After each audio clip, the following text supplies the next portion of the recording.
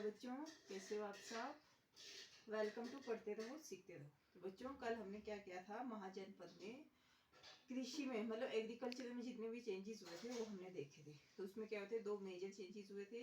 एक तो जो हल है वो किसका बनने लग गया था, लोहे का बनने लग गया था।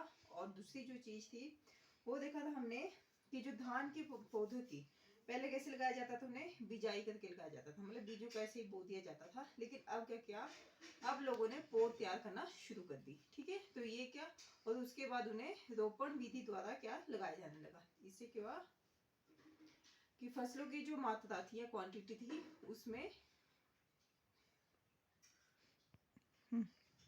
उसमें क्या हो गया, मतलब फसलों की क्वांटिटी क्या होगी, इंक्रीज होगी। ठीक है, तो आज है हमारा मगध। मगध क्या है, एक बहुत बड़ा साम्राज्य था। और लगभग 200 साल मेहनत करने के बाद क्या हुआ, ये एक बहुत इंपॉर्टेंट क्या बन गया, मतलब जनपद बन गया। यहाँ से 2 रिवर्स बहती थी, बहुत मतलब बहुत जरूरी। जो सबसे महत्वपूर्ण नदियां कौन सी थी, गंगा और सोन नदी। सोन नदी, ये जो 2 नदियां थी वो यहाँ से होकर बहती थी। मतलब तो इससे क्या हुआ, इन 2 नदियों से इन्हें किस चीज में हेल्प मिली, यातायात में, ट्रांसपोर्टेशन में इन्हें क्या मिली, हेल्प मिली। ठीक है, और वाटर डिस्ट्रीब्यूशन में और जमीन को उपजाऊ बनाने के लिए, मतलब किसकी जरूरत होती है, सबसे ज्यादा पानी की जरूरत होती है।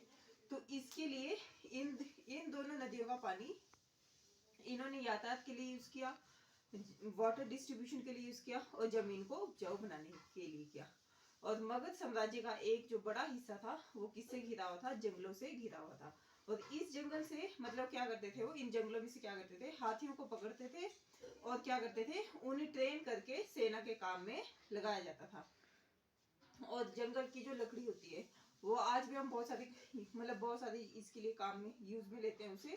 लेकिन उस टाइम पे उससे क्या किया जाता था, घर बनाने के लिए, गाड़ियां बनाने के लिए और रथ बनाने के लिए क्या किया जाता था, लकड़ी का इस्तेमाल किया जाता था। ठीक है, और वहां पे एक और चीज बहुत इंपॉर्टेंटली मिली है, वो है लौह अयस्क। मतलब लोहा वहां पे मिला है।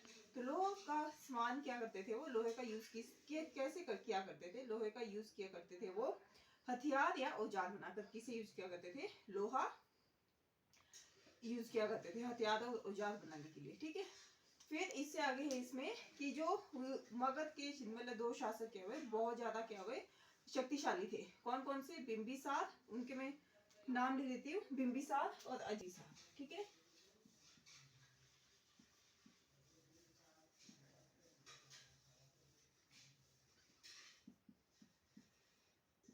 और सेकंड वन इज अजात शत्रु। शत्रु भी है या शत्रु भी है, ये 2 इसके नाम। ठीक है, तो ये करते थे, अपने आसपास के जनपदों को जीतने के लिए हर संभव कोशिश किया करते थे। और इसके साथ एक थर्ड शासक था, उनका नाम था महापद्मनंद। लेकिन इनके वंश क्या है, अलग अलग है, अलग अलग वंश के। ये दोनों एक ही वंश के, और ये क्या है, दोनों ये अलग वंश का है। महापद्मनंद